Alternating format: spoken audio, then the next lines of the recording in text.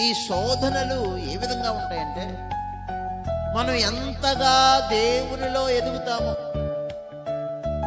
మనం ఎంతగా దేవునితో ఉండడానికి ప్రయత్నం చేస్తూ ఉంటాము, మనం ఎంతగా ఆ యొక్క ప్రార్థనలో ఏకీభవించడానికి మనం ప్రయత్నం చేస్తాము, ఎంతగా నువ్వు దేవునిలో ఎదిగే కొలది అంతకు మించినటువంటి శోధనలు మనకి వస్తూనే ఉంటాయి.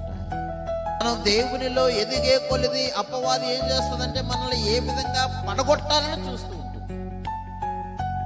మనం దేవునిలో ఒక మెట్టు కట్టుకుంటూ వెళ్దామని చూస్తాము, సైతాను అపవాది మనల్ని ఏదో ఒక విధంగా పడగొట్టాలని, క్రిందకి వెయ్యాలని చూస్తాం.